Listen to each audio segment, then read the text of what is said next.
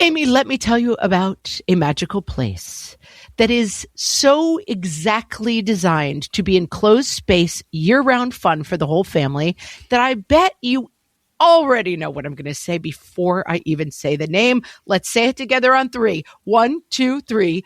Great Wolf Lodge. You got it, Amy. My kids loved Great Wolf Lodge when we went. You probably already know that it has a huge indoor water park with a wave pool, lazy river, a bunch of massive water slides. But then your pack can hit the other attractions because wait, there's more. Great Wolf Lodge has adventure-packed attractions like Magi Quest, a live-action game kids can play throughout the lodge, plus the Northern Lights Arcade. Spent some quality time there, so your kid who loves the lazy river and your kid who loves fantasy games will both have a great time. Great Wolf Lodge also offers great dining options and complimentary daily events like nightly dance parties, all under one roof. Unpack the car once and you're settled in to have fun. And with 22 lodges across the country, you're always a short drive away from adventure.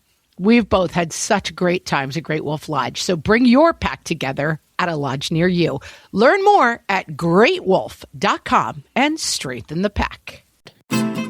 When you travel, you have to have things you're going to do each day, and then those have to be just sort of a jumping off point. What fresh hell? Laughing in the face of motherhood. Forced march of fun for 7 days, which I think can easily happen with kids. With Margaret Abels and Amy Wilson. Bribe the good behavior with snacks, a podcast that solves today's parenting dilemmas so you don't have to. I only remember the good parts. Hey, everybody. Welcome to this episode of the What Fresh Hell podcast. This is Amy. And this is Margaret. And today we're talking about how to travel with your kids if you must. If you must. I'm going to say you must. You must. You must. You're going somewhere with your kids. You're not mole people. Well, some people say don't do it. So can I start with a quote from my friend Josh Shelov? You may. Funny guy. He says there are two kinds of vacations with kids, hot babysitting and cold babysitting. I like that. And he's not wrong. He's kind of right, but I love, I'm on the side of travel early and often and go farther than you think you can, and it's fine. I have an aunt who says this about other things. Like, she has a philosophy that a lot of people, especially younger people, tend to be like, oh, my life will be better in Vermont. Like when I move to Vermont and live in a cabin, like, oh, my life will be better if I can just move to this place I've always wanted to live. Da, da, da. And she always says in her very Irish aunt way, wherever you go, you take your head with you.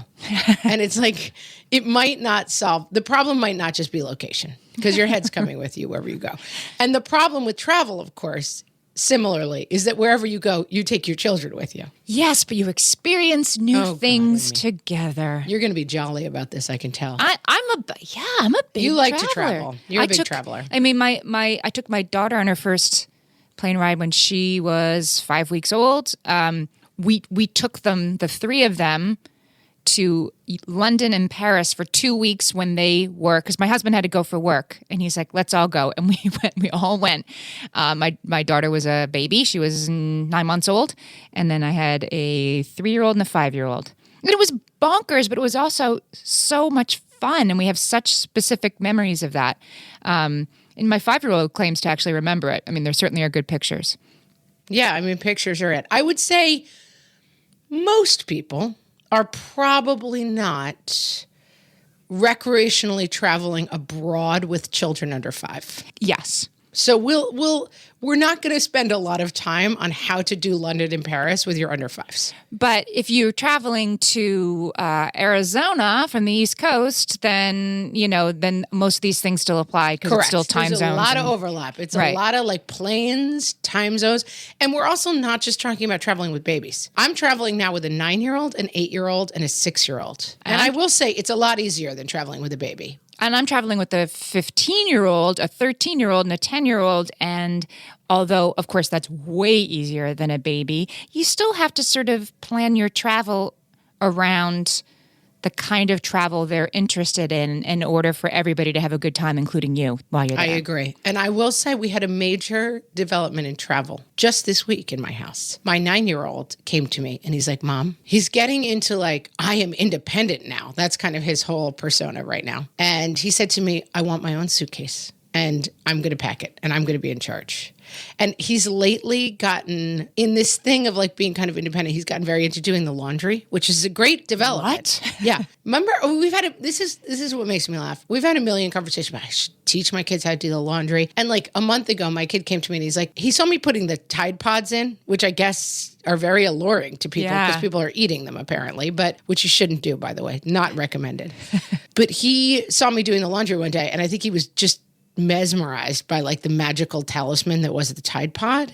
They also, because they're colorful, but they also are just have a tactile thing that's really they pleasing. really are mesmerizing. And there's something about them that's like so forbidden, the way that the magical colors are locked away from you, but by such a thin layer of plastic. I don't know. They're magical. So he started doing his own laundry and he's like, and I think I can start packing myself for trips. So of course this is going to be a disaster. But this morning I went on Amazon and I bought him a Darth Vader suitcase. Suitcase is, by the way, much more expensive than I thought. I was like, oh, I'll buy you a cute kid suitcase. And they were all like $150. And I was like, oh yeah, I'm not buying that. TJ Maxx. Got to go to TJ Maxx. They have, that's where you can get like a $39.99 rollerboard. 40, I don't know what I was thinking. I was thinking like $24.99. And I managed to find a real cheapo Darth Vader one. But so he's going to take charge. And I think for Texas, which is where we go for the summer, which is basically like shorts, t-shirts, and bathing suits and underwear and socks. That's all they need. And nothing that can't be replaced at Walmart in 28 seconds if needed. I think I'm going to let him really pack that suitcase. That's there's such a difference between packing for a cruise and packing for a place with a Target 2 miles away, right? Or God forbid, packing for like, it's a vacation that ends in a wedding. Like those kind of trips are such a nightmare. Like 5 days of fun and then 3 days of fancy clothes. Now I feel obliged to point out, don't even go on that trip. Fake your own death. I feel obliged to point out we do have a whole episode just on how to pack to travel with your kids. This is Amy's superpower, guys. So like, listen. Come to your guru, Amy Wilson. We did an episode a year ago that was just about packing, and the link is bit.ly/WFH packing. Or you can find it just by searching in your search bar. Just go whatfreshhellpodcast.com packing, and you'll find it. And so we've talked about the packing thing in great detail. It had its own episode, and most of it was about Ziploc bags. I totally mock Amy on that episode because she's like, you know what helps that? Ziploc bags. I find that Ziploc bags are useful. Oh, you know what's good? Ziploc bags. Like, I'm like, okay, you're obsessed with Ziploc bags. Relax. Yeah. And then we went to Facebook and posted like, what are your packing tips? And 95 people were like, it's Ziploc bags. Ziploc bags. And I was like, is there a whole Ziploc bag packing cult underground scene that I'm not aware of? There are two kinds of people in this world: the people who pack with Ziploc bags and the people who are just wasting everybody's time. I'm firmly in camp number 2. All right, so we can talk packing, but I want to get back to like why you should travel, why you should take your kids places, why I think it's worth it. Can I give you a couple of reasons? Yes. I'm going to steal a couple from Miriam. Oh my gosh, her last name is Miriam Automafior for the Huffington Post. She wrote an article about why travel is never wasted on young kids. I'll put the link on our show page. It's worth reading because she's one of these people who it's like, we live in Cambodia. Now we live in a boat. Like just one of these like crazy travel people. Right. And Instagram, as you said, moms, perhaps a little bit less applicable to the other 99.9% of us. But she says that she believes that travel has made her kids more flexible, which I totally agree in terms of foods my kids will eat, makes them more grateful and makes them more aware. You have to be somewhere else to understand where you live. There's a quote about that. Like I came home and understood my home for the first time. It makes your kids more curious, and it gives them a love for adventure. I think all of that is true. I took my 2 boys to China last summer, and it was tough. It was a lot of like bumpy roads in a minivan with no air conditioning, like hot and crowded, and they loved every minute of it. And they were much more patient with a lot of the travel than I was. I was the one who was like, when are we going to get there? And they just, like, we hung out, we talked, they looked out the window. We couldn't really use our data plans. I couldn't use Facebook because it doesn't work in China. It was this amazing opportunity to just be so far away from home that all we could do was hang out with each other. Yeah. I don't think I'm going to China. Come on, Margaret, you can do it. I mean, it's just not, international travel for 5 is just completely out of the question for us. It's just not going to happen. But I definitely understand. I don't know. I don't think the allure of international travel with kids is lost on many people. Like, it's very clear what you get out of it, like seeing new places, seeing new cultures.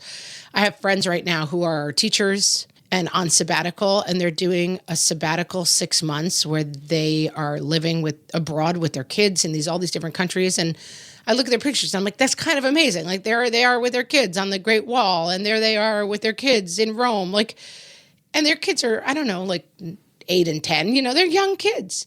And it does seem like that's an amazing adventure, but for most people, it's just not going to happen. I mean, it's too expensive. Point taken. You can still travel very far from home without going very far from home.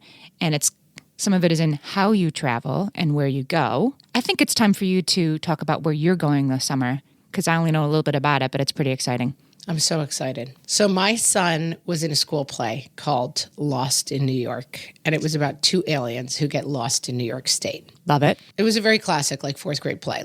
2 aliens get lost. The aliens, keep crossing to different sides of the stage, and people stomp forward, and they're like, hello, I run the Empire State Building. You have arrived here. This building was built in the Art Deco style in 1936 or whatever, and then, oh, hello, you've landed in West Point, and just people giving fun facts about all these states, Cooperstown, all these places in New York State. And my son really liked being in the play and was kind of enamored by the whole thing. And he kept saying, well, I'd like to go see Cooperstown, the Baseball Hall of Fame. I'd like to go see West Point. And I said, oh, yeah, well, maybe we'll do some day trips over the summer. But then I had a flash that my family, I was in middle school, my dad was changing jobs. So he had been at a job for a long time, and then he had gotten a new job. But he decided to take a couple of weeks off in the summer because his jobs were always very busy. So he didn't have a ton of family time. And so he was like, I'm going to take 6 weeks off in the summer. We're going to do a big family trip. And we rented an RV and drove around and saw all the national parks. And it was so, I'm sure, hellacious in so many ways for my parents and terrible. But it really was it's one of the standout memories of my life. Right. I mean, you have fond memories of it, or just distinct memories of it? Very fond memories, and some fairly distinct memories. I think I remember it pretty well. And I'm sure there was a lot of fighting and misery and eating chicken fingers every night at weird diners and stuff. But I only remember the good parts, and I remember it very, very fondly. It's also one of those trips where we looked at a lot of pictures from the trip. So maybe also I'm remembering it through the pictures, but whatever. Super fond memories. I definitely have talked to my mother about it later in life and realized that for her, it was not the greatest 6 weeks of her life, but she's very glad to have done it. I talked to my mother-in-law about the same thing. My husband went on an RV trip with some friends growing up, and still, it really is one of the parts of his childhood that looms the largest in his memory. But the part that looms the largest is when his dad drove up in the camper and parked it in front of their house on a suburban street. It was sort of the moment that it became real. And yeah, if you talk to my mother-in-law, it was 10 kinds of horrible, but the excitement of being about to go was almost as good as actually going. Well, there's a lot of studies that actually prove that. Yeah. Your happiness index, your personal happiness set point is very hard to change. One of the things that makes it higher is looking forward to fun plans. And then you're very, very happy, looking forward to the camper. And then you're no more happy when you're in the camper. The happiness peaks right before you do it. It's the anticipation that makes you happy. So do you actually have to go is the question. That's a good question. No, we definitely have to go. Now the kids are so hyped. So anyway, I decided RV trip all around New York State to see all the sights from the play. You were going to be the aliens in New York. We're going to be the aliens in New York. And we're getting in an RV, I would say medium expensive. It's definitely something that we saved up for, and it's our one trip of the summer, and it's the thing we're doing. I want to say an RV is maybe $150 a night, but then you don't have to pay for a hotel. Although the campgrounds still are $35 a night. So call it $200 a night. And then the gas is going to be super expensive. And then the food, we'll try to pack food, but we'll probably end up eating chicken fingers at diners a lot. And entrance stuff to places. But it seemed reasonable, a doable, okay, maybe $2,500 all in for a 9-day vacation with all the kids. But then we hit a little snag. Which is that my husband realized that he couldn't come. What? Oh, wait, I forgot something. I can't go. Yeah. Well, what happened is like my husband's business has been very slow, which is not great, but it has allowed us to be like, oh, just come on the trip and you can work from there. But it's always been a little bit like, if he knocked out 2 or 3 hours of work in the morning, he would have the rest of the day free. And so I've gotten a little spoiled just being like, oh, just come in the RV. And the good news is that his business has gotten a little busier. But the bad news is as we started to do this calculation, so we always go to the lake in upstate Cayuga Lake, upstate New York. And so what's going to happen is we'll get the RV to Cayuga Lake. And then our last week of the summer will be our lake trip. So we're marrying the two things together. So my husband realized he could either do the lake or the RV, and he decided he would rather do the lake. And so I'm now in the RV by myself with 3 kids, except for then I called my kid's grandfather, and he is coming with us, my father-in-law. This is a movie that is going to be up for Best Original Screenplay. Best comedy screenplay.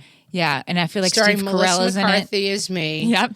And then Dennis Farina will play my father-in-law. Dennis Farina. Steve Carell will play like the wacky hitchhiker we pick up along the way in the RV. And then we'll get some lovable moppets to play my kids. That is the absolute quintessence of intrepid right there. Like, It's intrepid. So I'm just going to go with my father-in-law instead. Yeah, we'll see how it goes. I mean, it's 25 feet, the living space.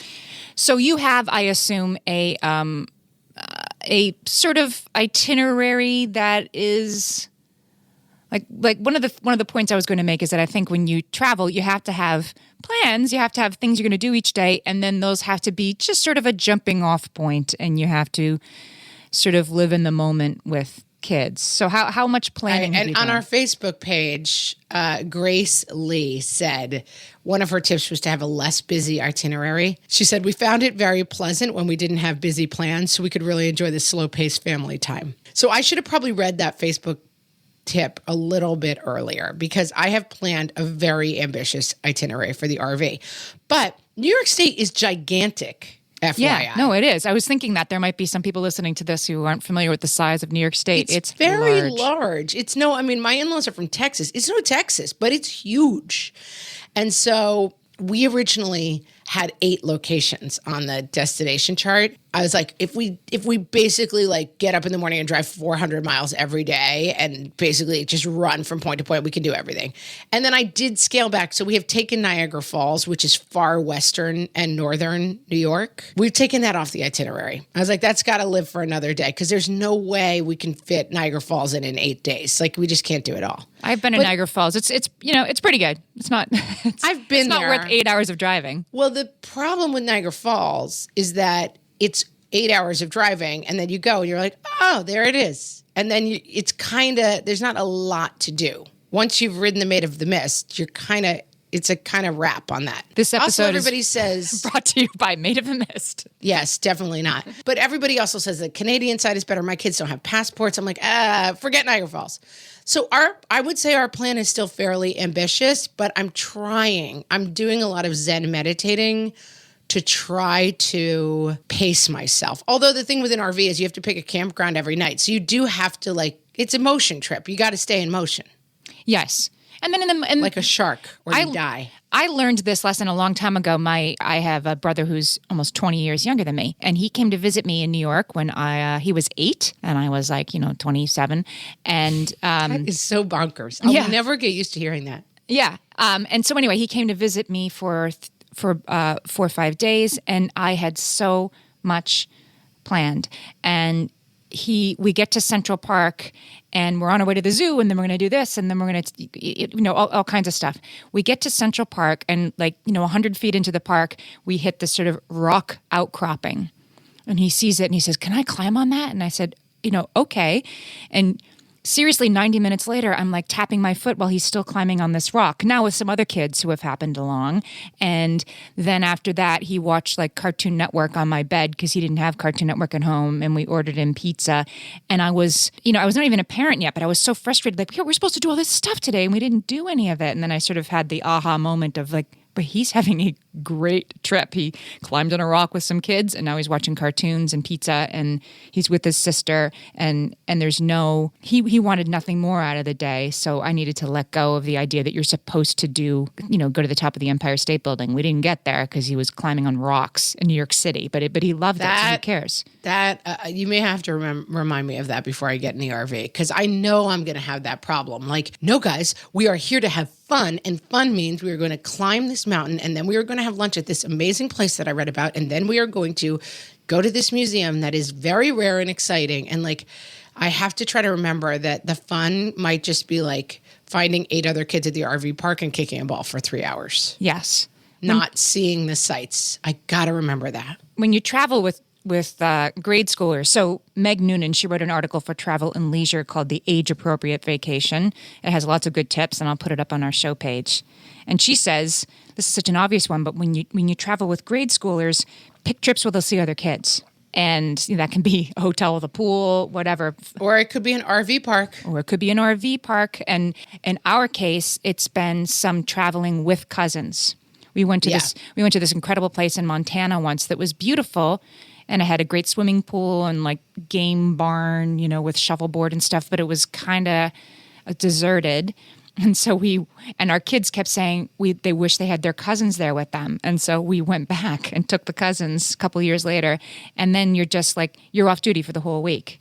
And the other tip I have for traveling with cousins is VRBO. We travel with those same cousins to a different park. Right near, we went to a national park. And the hotels sometimes right near national parks or in national parks are, 1, not that nice, and 2, sold out a year and a half ahead of time. But we searched VRBO and found a house that had it was a house that had kids' bedrooms in the pictures, so you could tell it was a kid-friendly house. We get there, they have a zip line in the front yard that was maybe like 50 feet long. And again, we're 5 miles from the national park. We are here to be going to the national park, everybody. And what do you think? Like the 7 cousins were perfectly happy to do for 6 hours. Zip line. Ride the zip line. And so we were like, well, who cares, right? And so we did some national park and some sitting on the front porch having a beer while the kids rode the zip line. Zip line back and forth for hours. That kind of sounds like a fantasy vacation, I have to say. Yeah, like we were in Montana. It was great. I think that's a great place to break, because afterwards you're going to tell me, you've seen my RV trip with my father-in-law, and will you raise me what your summer plans are? Okay, Let's sure, see I what will. you got. I will. All right, we'll be back right after this. For some of us, tax season is one of the only times that we look at our finances fully, and once it's over, well, that was terrible, and it is completely understandable not to want to think about it for another whole year. But using Monarch and being intentional with your finances in an ongoing way helps you see where your money is going and how you can put your refund to best use. We are here to tell you, simplify your finances with Monarch. Monarch is the all-in-one personal finance tool designed to make your life easier. It brings your entire financial life, budgeting, accounts and investments, net worth, and future planning together in one dashboard on your phone or laptop. Feel aware and in control of your finances this tax season and get 50% off your Monarch subscription with code FRESH. As you know, my husband and I are preparing to send, 3 kids off to college, and I cannot tell you how helpful Monarch has been in showing us our full financial picture, helping us to track our spending and reach important savings milestones. Our weekly meeting, Amy, it's now run by Monarch. Love it. Achieve your financial goals for good with Monarch, the all-in-one tool that makes money management simple. Use code FRESH at monarch.com for half off your first year. That's 50% off at monarch.com, code FRESH. You know that thing where you get an amazing pair of shoes at a really great price and want to tell everyone about it? Yeah, so do we.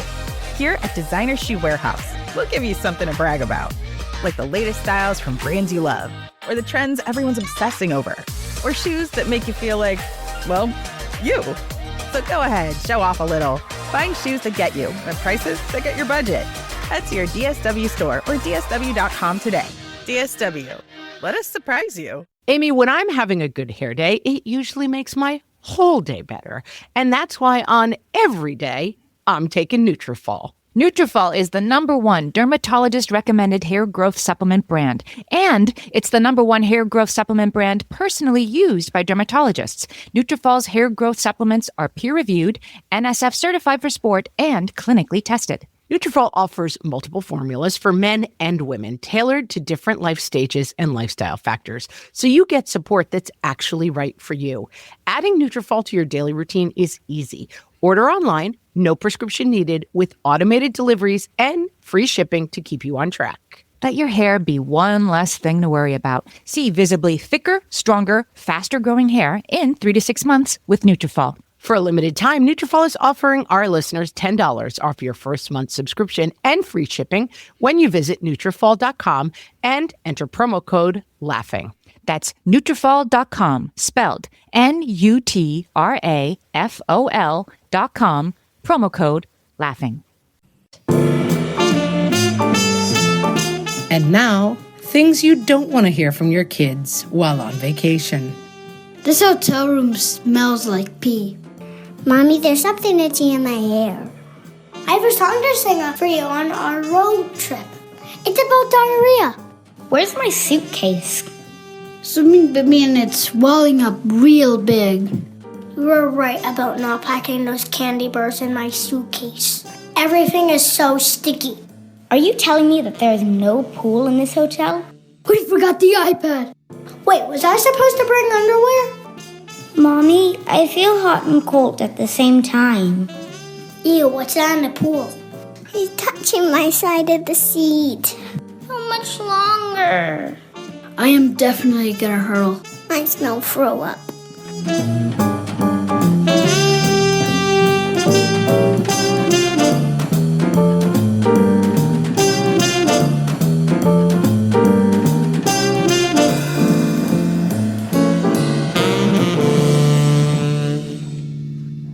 So, Margaret, I'm a little sad because our babysitter during the school year just left us for summer stock. Oh, condolences, thoughts and prayers. No, it's so Summer stock. hard. Good Lord, she left you for a life on the stage. Yes, which I have great fondness for, and yet she left us, and that's why I love today's sponsor, Care.com. Because guess what? I found her on Care.com. And I can always find more great sitters on Care.com, and you can access their profiles, read reviews, and really find out a lot about them before you even meet them. There's a great meme that's going around on Facebook, and it says, you think you're a generous person until someone asks for your babysitter's phone number. Exactly. And that's it. Like, you get one and you hold on for dear life. But with Care.com, there's kind of a endless source of babysitters. You don't have to hold on to that one babysitter and be like, why do you want to go to Harvard when you can stay with me and watch my kids? Unpredictable stuff comes up all the time. Sick kids, sick parents. These things happen to us all the time. And you need that extra set of hands on demand. Often when you least expect it, Amy. It is true. So Care.com has babysitters, but they also have housekeepers, dog walkers, even senior care. It's all in one place. And you can join for free as a basic member. But when you upgrade to the premium membership, you get stuff like background checks, and you can get payroll and all that important stuff you need to be doing. Care.com is sort of one-stop shopping for all of it. And to save 30% off a Care.com premium membership, you are going to go to care.com/laughing. That's care.com/laughing for 30% off a premium membership. Go get it. What is your kid's favorite HelloFresh recipe? That would be the orecchiette with sausage and broccolini. You just wanted to say that pasta name in a fancy way. I don't believe they actually like that. You're just like, I like to say orecchiette. I can't spell it, but I like to say it. We are really deep in with the maple glazed chicken and sweet potatoes with the pecans. Have you had that one yet? No. Oh my God, it's so good. I'll make it for you someday. People, we are here to tell you HelloFresh makes it convenient and easy to cook balanced and delicious dinners.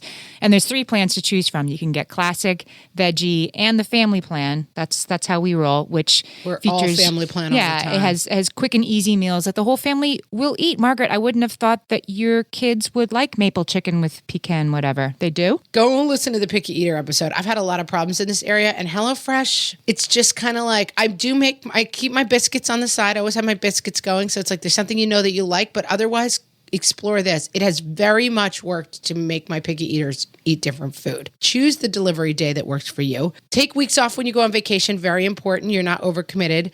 You can get out of your comfort zone and try new things that you thought you would never cook. That has actually been true for me. So for $30 off your first week of HelloFresh, go to HelloFresh.com and enter the code MOTHER30. That's HelloFresh.com, and the code is MOTHER30. Check them out, guys. It's great. Okay, we're back. What are you doing this summer? We're doing two Lay it on things. me. We're doing two things this summer. Are you going to like Machu Picchu together? Are you scaling the cliffs of Dover as a family?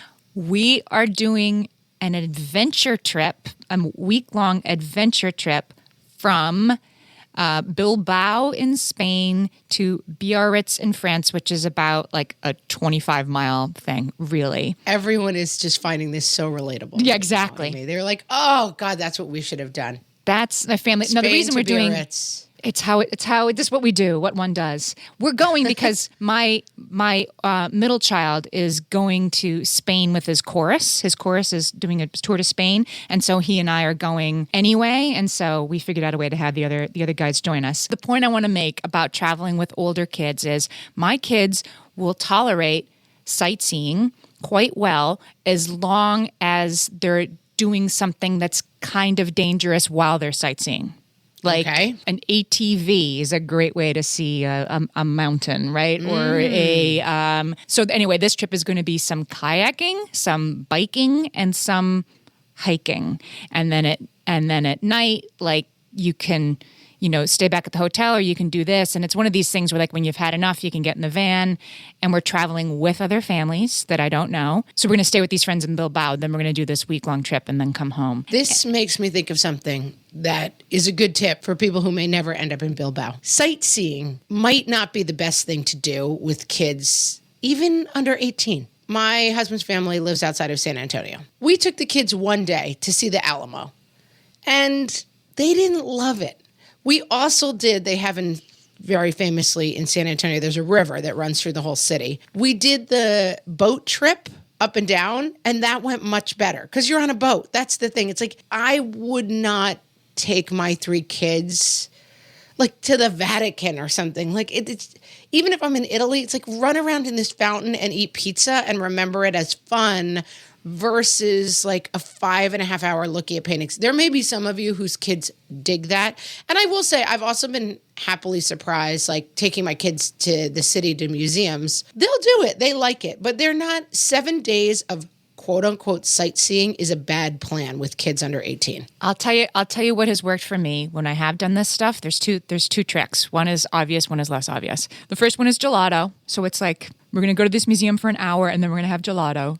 And then we call that in the United States, people, we call that ice cream. Ice cream. It also works.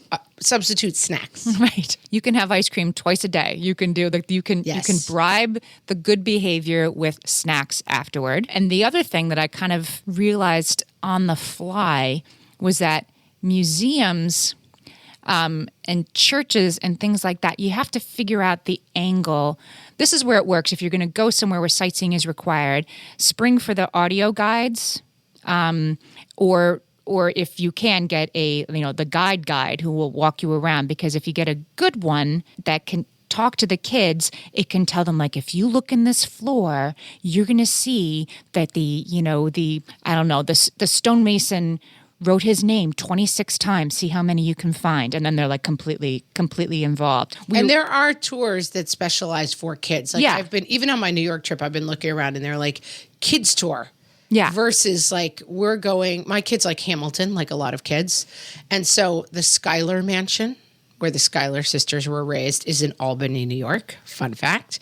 And they offer a Hamilton tour. And that's what we're going on. Yeah. My absolutely. kids, I try to always orient it to like not necessarily what I would want to see, and this is something that came up over and over again when we put this up on Facebook. Screen time as much as you want on airplanes, snacking on whatever they want on airplanes. Like, I think it's okay to loosen all the rules in summertime. Like, if you've got to do a lot of snacking to get through something that's a little bit harder on your travel, go for it. Yes, sky rules, I believe you call them. I call it sky rules. Sky rules means anything that happens on an airplane that is not annoying another human being is fine. That's Sky rules. You have to find, I want to get back to the tour thing because say you can't, afford a tour guide, you can still Google ahead of time, the such and Fun such facts. church with kids, fun facts. You can be that guide for yourself. We went to a church once where they had relics, so these Catholic churches all over the world have really random stuff, right? So this one had one of St. Andrew's fingers. I don't remember the church, but I remember it had St. Andrew's finger in it. And you had to stand in line and you had to look through this little, eyepiece and you could see this mummified finger. Well, that's pretty fun. How long do you think we spent looking at that and then getting back in line to look at it again? How many days do you think we talked about? My 8-year-old's takeaway of that trip was he saw a real live mummy finger. Yeah, and that that's even was his fun in memory. museums. One thing we try to do before we go to a art museum is everyone picks one painting they want to find. Give them great. a little something to do that makes it feel like a scavenger hunt or a treasure hunt. I have a congenital dislike of museums. Walking around and looking at still stuff. I don't know if I have an attention disorder or whatever. I do not like it. My husband and I went to Italy on our honeymoon, and even I was I really don't want to go to a lot of museums. It does not sound appealing to me, walking around and looking at statues. I don't want to do it. And we didn't. If that's not your kid's thing, it's fine. Right. That's okay. You were right before when you said you don't have to knock off the top 10 things you do. Have you ever visited a city twice and enjoyed it more the second time you went because you weren't trying to do, say, you come to New York for a long weekend and you weren't boom, boom, Empire State Building, 9/11 Museum, right? You just, at Broadway show, you just sort of walk down the street in Chinatown and see what you see, or, that's, I feel like it's a better way to really see a place when you're not, of course you have your list is aspirational and so is your itinerary. And then the point is you being out of your normal place together with your loved ones, experiencing something new. So leave lots of room to experience the new thing. One of the things I love to do for vacation, because it's cheap and everything else, and because it's just the way we roll, is we visit family a lot. So we have family in Chicago, and a lot of the time it's just hanging out at their house with cousins and playing baseball in their backyard. But then we go down and see the Bean, and it's you can just run around the Bean for 3 hours if you want and go down to the park. And it allows day trips versus you are trapped in the city and just on a forced march of fun for 7 days, which I think can easily happen with kids. Our kids are lucky enough to have a lot of cousins. And truthfully, all of my kids would rather be with their cousins than any other vacation. I mean, if you can be at Disney World with your cousins, great. But if the choice is, well, I guess I probably would pick Disney World. But you see what I'm saying? If it's, I'll go to Toledo to see my cousins rather than the beach without them. And the thing with kids, I think I have younger kids, but even knowing my nieces, nephews, kids under 18, I do think the differential between, Vienna and Toledo is much smaller than for adults. If Toledo has a railroad museum, it might be better for them than Vienna. So that's what I'm banking on for my New York RV trip. We're going to go see the world's largest ball of yarn. We're doing it all. I hope that you're going to have a special hashtag for this trip. We're going to have to come up with one. I should live tweet it on the Facebook page. just live stream the entire thing. Exactly. Well, there's Jill Krause, who runs Baby Rabies, has a new site that's called Happy Loud Life, and she and her family are living in an RV. So, I might be biting her style a little bit, but seriously. Yours should be hashtag. Hashtag this might have been the hugest mistake of my life. That's going to be my hashtag. So I think we should turn to some of our practical tips that we got from our Facebook users. I do too. As we wind out of this conversation. Is it okay with you if we start with the tips for once you're there? Because I feel like these are the most original. Yes, because we got a ton of baby tips, and I feel like we covered that a lot in our packing and travel earlier episodes. So now we're going to concentrate. Let's talk about when you get there. Okay, so when you're there, Amy says, different Amy, says it's so Debbie Downer, but until they were 8 or 9, I'd not let bedtimes go off the rails too far. We do loosen up a bit, but an overtired plus over junk fooded kid doesn't set you up for fun vacation days. Yeah, that's a good point. Yeah, I mean, I'm still doing that. I don't let them stay up until 2 in the morning. It's hard. That last week of August when we're up in upstate New York and wherever we are in the time zone, it's light until 9:30 at night. And it is really hard because my kids are still at the age that, like, if they go to bed at 10, they're still up at 6. Like, they have not slept enough. And by the third day, everyone is so miserable and it just drives me crazy. Another tip that I have that we use on our cousin vacation where we have the 8 cousins go, because yes, it's fun, but also it's kind of a nightmare to have 8 kids together. We have 1 hour of quiet time every day. Wow. And it's great. I mean, this is like you're all staying at one house vacation. It's not like a traveling, going and seeing stuff. 1 hour of quiet time a day. Does quiet time include like a board game, Uno, that kind of thing? Or are you not talking to anybody? Yes. My kids are not quite at the age where they spontaneously will sit around together and play Uno. It's 1 hour of quiet time. It's mostly reading. Or it can be sometimes my kids take 2 action figures and lie in bed, but it's 1 hour of quiet time. Yeah. Usually the kids who are super tired will fall asleep during 1 hour of quiet time. Usually the parents who are super tired. Parents will definitely, because I think there's a problem when you get a bunch of kids together. It gets a little bit you become a camp counselor and it's hot babysitting. It's and next up musical chairs and now boat trip and 1 hour of quiet time for everybody in the house. Very nice. Sarah Clements from Travel and Leisure, she has some great travel hacks. I'll put the link up on our show page. And she said this one, I thought this was a great idea. Bring a few big black plastic garbage bags and a roll of painter's tape, because sometimes you get to a hotel room and maybe it's in a different time zone and it's still light, 10 o'clock at night, right? And you can create blackout shades for the room for little kids if necessary. A couple of our international travelers talked about jet lag, and that I used to live in LA and fly back east, and the jet lag thing is a problem, but that's only a 3 hour. That's the most I've ever done. But one thing people talked about was they let their kids sleep the whole way there on the plane, and they read the whole way there on the plane. And then when they got there, the kids were wide awake and they were ready to go to bed. It's try to keep everybody on vaguely this game. Even if you're sleeping all day, you don't want to be in that dead, tired jet lag phase and your kids have just woken up from 7 hours of sleep. That's a terror. That's a problematic. Ariel says that her kid sleeps better when she brings his own sheets and blanket to the hotel. That's fine with me. I have a son who has a blanket thing going on.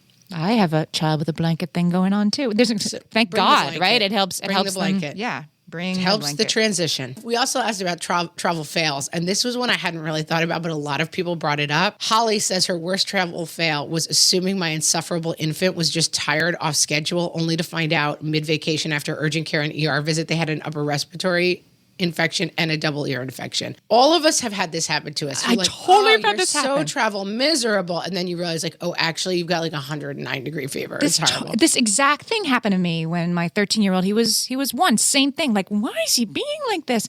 And finally he was dead asleep on my shoulder at 10:15 a.m. after sleeping the whole night. And then I finally occurred to me that maybe I should ask to see the doctor on staff. We were in Jamaica. It was not easy to get great care. Thank God we got it. And he was really sick. Yeah, I do think that's something to keep a heads up for, because kids get sick everyone gets sick when they travel. And so when your kid starts getting more cranky than usual, just keep an eye on kids getting sick. Carry some medications with you. Oh, yeah. And know where the local urgent care is. I do have a Ziploc bag that I keep sort of packed at all times with the under 3 ounces. A couple of Pepto-Bismols and a little bit of this and some eardrops and some eye drops. And I just have it ready to go and try to never unpack it so I can just throw it in when we go. Because, you don't want to be stuck somewhere that's not 2 miles from a Target without the Imodium you really, really need.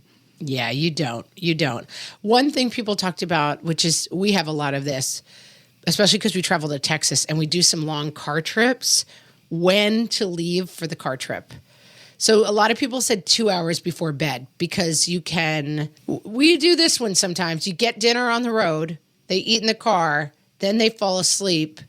And then you get there and you just throw them into beds. We've done this. We once arrived at my sister-in-law's lake house in Texas, and it was such a hot mess. Like everyone had fallen asleep, but we arrived at a point in their sleep cycle where all three of them, rather than like transferring into bed, they all woke up like hysterical night terror-y crying. So we arrived at 10 o'clock at night. I think their kid was already asleep. It's like kind of like a double wide, like not really a giant house. Like we're all in basically the same space. And OMG, it was like a bad scene of a movie, arriving with three kids who were all screaming at the top of their lungs for 45 minutes until we could settle them back down to sleep. Some of our listeners, they suggested sort of driving all night because the kids will sleep all night in the car. I mean, yeah, but then I just think you got the problem where like then in the morning you're dying and they're arrested. But quiet time, everybody. My Texas relatives who travel, in Texas, it's like nothing to be like, oh, it's 6 hours. Let's jump in the car and go. Oof.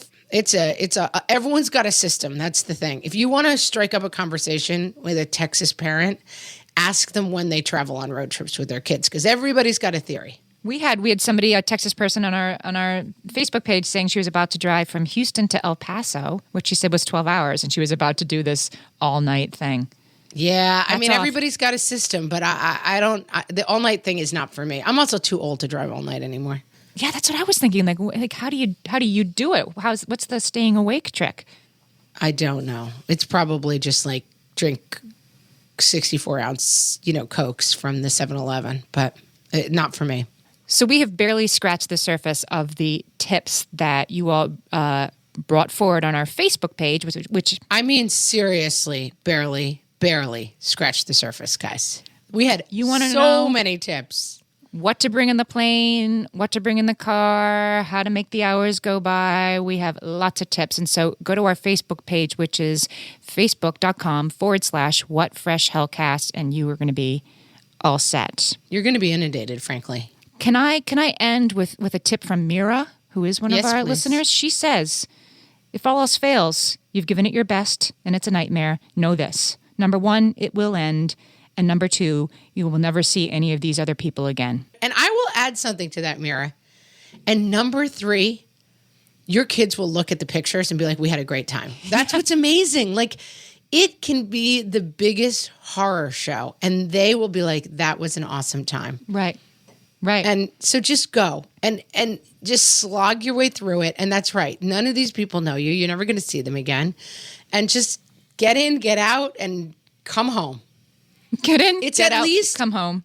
It's at least a fresh hell. That's the thing that we can say for it. Like, out of the frying pan into the fire, like, at least you're somewhere else. I think you need 2 hashtags.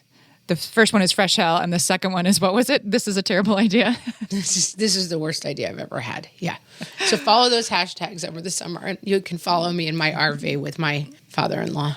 I mean, God bless him. He was like, yeah, I'll do that. I know. I need to know everything. I hope you just film the whole thing. All right. We're going to live blog it or live tweet it or something. Okay. So tell us where you're headed with your kids and how you're managing it to make it less of a fresh hell. And you can tell us on our Facebook page. You can also tell us on Instagram, which is also What Fresh Hellcast. Or you can visit us on Twitter at WFH Podcast. And if you go to whatfreshhellpodcast.com, like I said, you can revisit episode 20, which was about what to pack.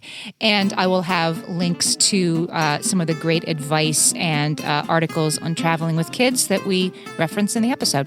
And guys, do us a favor. Come to Facebook, email, wherever, and share some episodes with some friends. Everyone's like, oh, we love the podcast, which we love. And we just want you to tell some friends about it so that we can keep growing and growing, guys. So share away. Thanks, everybody. We'll talk to you next week.